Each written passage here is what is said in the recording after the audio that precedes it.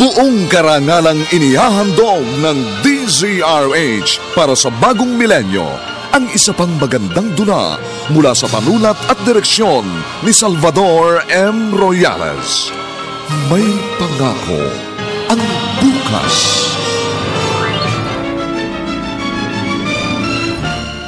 Sinadya ko lumayo dahil ayoko maging pabigat sa'yo habang buhay. Pero higit sa lahat, kahit masakit, nagparaya ako dahil gusto kong magkaroon ka ng isang bagong mundong bubuin. May pangako ang bukas. Kasaysayan ng mga kaluluwang lupaypay na ang pusong hapong-hapo sa tindi ng malabis na pagdurusa. Subalit sa kabila ng lahat, huwag kalilimutang paglipas ng isang dapit hapon ay sisikat ang araw na magsisilbing tanglaw sa sinumang tinakasan na ng kawalang pag-asa. Dahil sa likod ng mga hinagpis ay may naghihintay na ligaya. Sa bawat kabiguan ay may makakamit na tagumpay, laki pang pangarap na sa bawat himaymay ng laman ay muling mabuhay ang dugong nananalaytay sa mga ugat at unti-unting mauusal ang mainspirasyong mga katagang. May pangako ang bukas.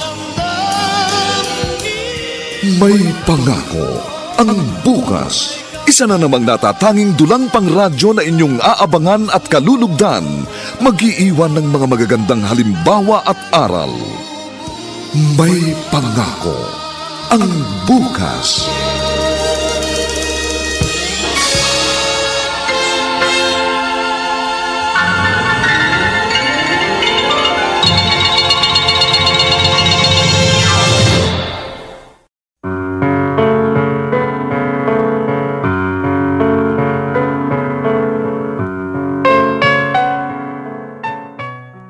Magandang umagang muli sa inyong lahat, mga giliw naming taga-subaybay. Narito na po ang ikalawang kabanata ng ating tampok na kasaysayan sa linggong ito, pinamagatang Kahit Masakit, Nagparaya Ako dahil gusto kong magkaroon ka ng isang bagong mundong bubuuin. Dito pa rin sa ating natatanging dunang May Pangako ang bukas.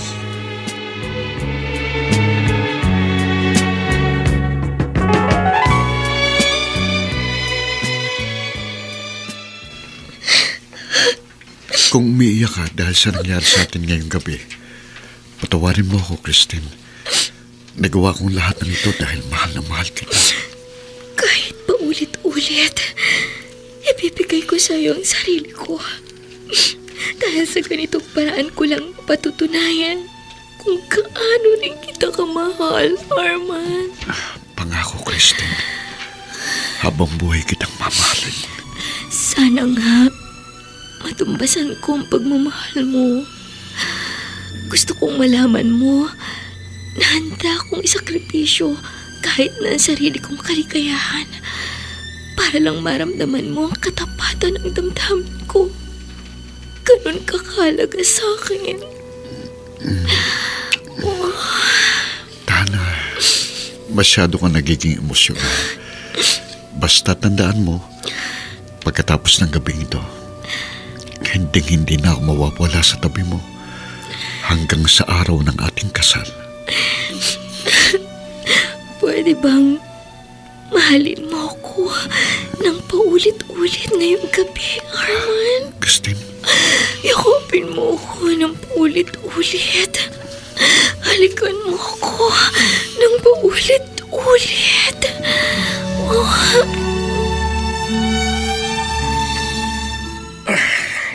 Tamang-tama ang baba mo ng mga maleta. Nakatawag na ako ng taxing maghahatid sa atin sa domestic airport. Kung ganun po, tara na po. Mauna ka na at ikakandado ko lang itong pinto ng apartment, gaya ng ibinili sa atin ng may-ari. Ay, sige po. Hihintayin ko na lang kayo sa taxi.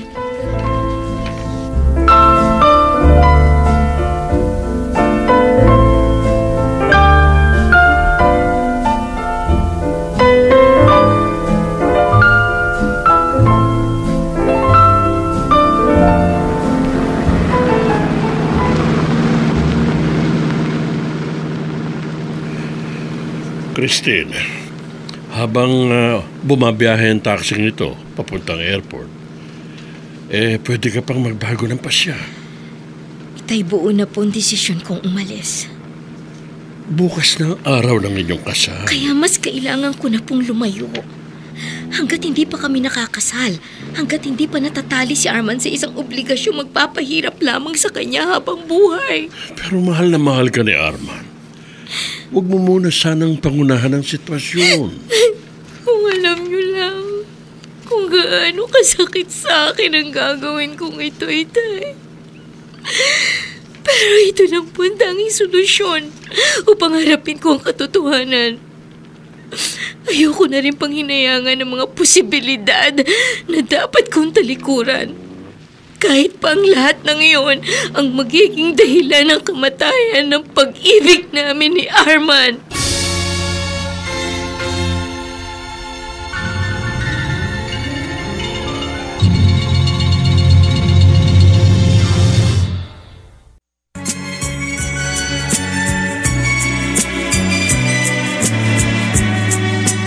At ngayon, balikan natin ang tampok na kasaysayan sa ating dulang.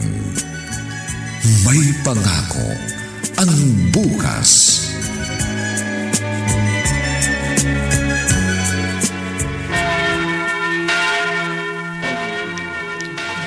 Armand, 15 minutes na lang bago ang kasal, pero bakit wala pa rin si Christine? Saka yung tatay niya.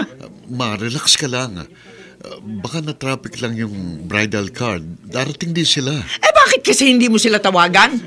Para kung ano man ang aberya, huwag nang ituloy ang kasalang ito. Please stop being negative, okay? Pwede bang huwag ka nang magsalita kung hindi rin lang makakatulong sa situation? Nag-aalala na rin ako dahil hindi ko na nga sila makontak. Pinadadali ko lang ang pagdedesisyon mo sa araw na ito, Arman. Kapag lampas na sa oras ng kasal at wala pa ang babaeng yon, uuwi na tayo. Darating si Christine, ma. Parehong mahalaga sa aming 2 araw na ito. Kaya hihintayin ko siya kahit anong oras pa siya makarating.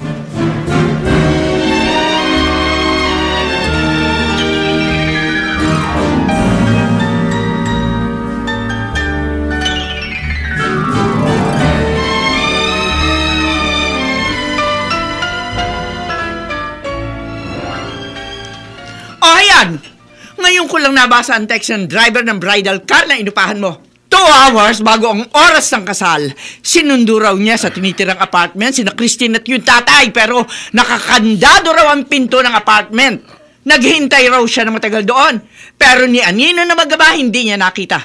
Tinatawagan daw niya, pero unattended ang mga cellphone. Ma, kahit hanggang sa mga oras na ito, hinihintay ko pa rin si Christine. Ano? Alam ko, may malaking dahilan ang hindi niya pagdating. Pero ano man yun, ma, handa ko siyang unawain. Oh my God, son! Hindi ba dapat maging thankful ka pa sa hindi niya pagsipot sa inyong kasal? Because he only proved kung anong klaseng pag-iisip mayroon siya. Magulo, pabago-bago, and you don't deserve her. Kaya kalimutan mo na siya, di ba? Please, hindi kanyang mga salitang kailangan kong marinig. Nasaktan ako sa nangyari. And all I need is your caring and support. Pero lalo rin yung pinabibigat ang damdamin ko. Dahil gusto kong magising ka sa katotohanan na sinubukan ka lang gamitin ng babaeng yon sa kanyang ambisyon. No. Pero hindi kinaya ng kanyang konsensya. Kaya basta ka na lamang niya tinalikuran. No. See? Kung gaano siya kawalang kwenta. Mabuting tao si Christine, ma. Hindi siya katulad ng mga iniisip nyo, ng mga sinasabi nyo.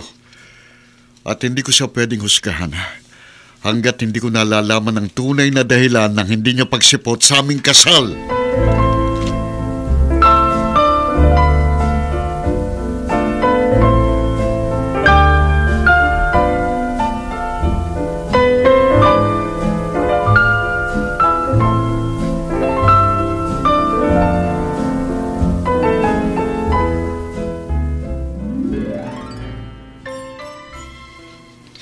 Oh, heto ang kanyang larawan.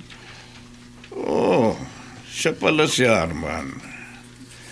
Isang civil engineer at nag-iisang anak ni Consuelo na nakalinya sa jewelry business. Na nitong nakaraan, hindi kamo sinipot ng bride niya sa kasal.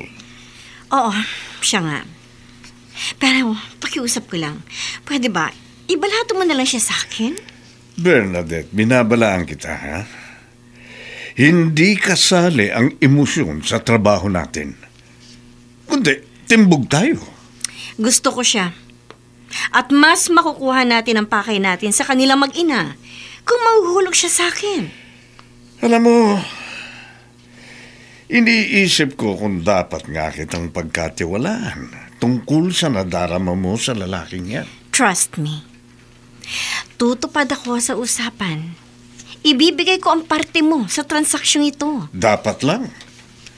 Dahil kung hindi, sisirain ko ang marami mong plano sa mag-ina para pareho tayong walang pakinabang sa uli.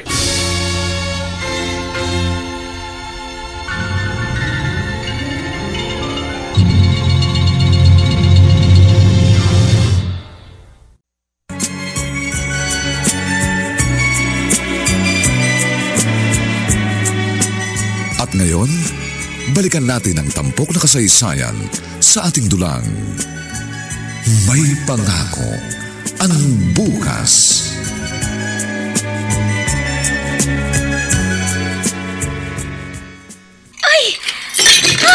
Kristen! Anak, anong nangyari sa'yo? Tay, bigla pong namanhid ang buong katawan ko. Ha?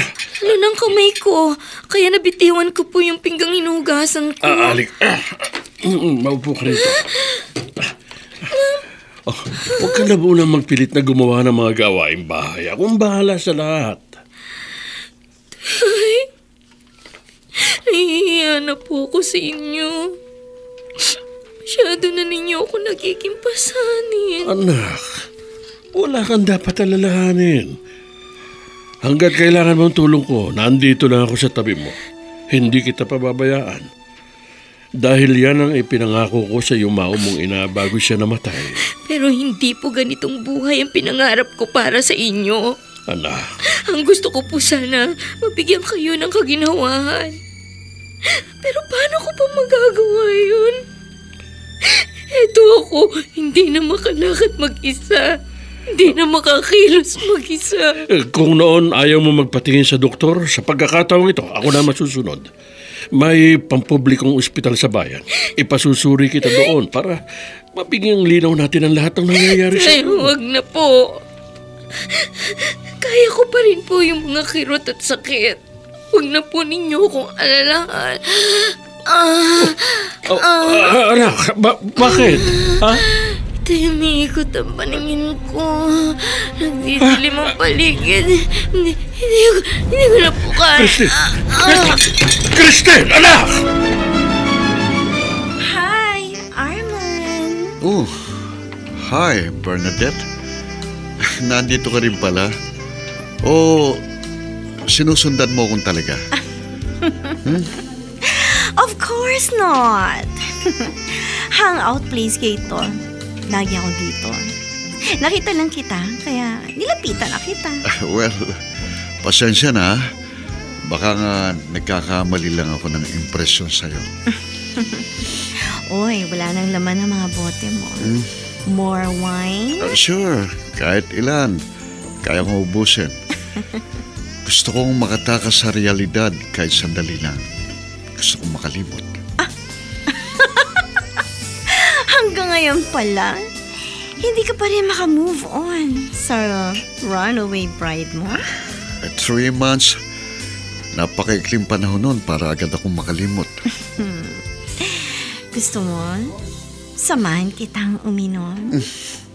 Why not? You know, kailangan ko talaga ng kausap sa mga oras na ito. Katya, Arman. Simula pa lang ito ng plano ko ng pag-angkin sa'yo. Sa ayaw mo o sa gusto.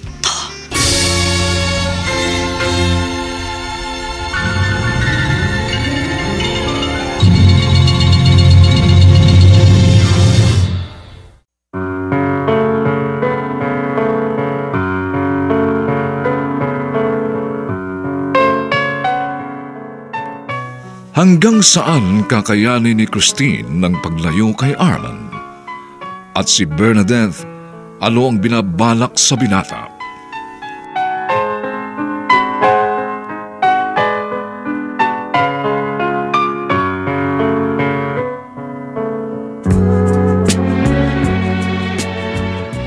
Mga nagsiganap: Phil Cruz, Dante Castro, Lionel Benjamin, Susan Robles, Chiquit Amor, at si Vilma Borromeo sa papel na Christine. Nilapatan ang tunog ni Jerry Mutia. Sa musika ni Buboy Salonga. Superbisyong teknikal ni Eric Lucero at Bong Muyar. Ang ating kasaysayan ay mula sa panulat ni Sel Barlam at sa direksyon ni Rosana Villegas. Ito po ang inyong kaibigan June Martin Legaspi, nag-aanyayang huwag po ninyong kaliligtaang sundan at pakinggan ang mga susunod pang papainit na kabanata ng kasaysayang ito. Kahit masakit, nagparaya ako dahil gusto kong magkaroon ka ng isang bagong mundong bubuuin. Dito pa rin, sa ating natatanging dunang, may pangako. Ang bukas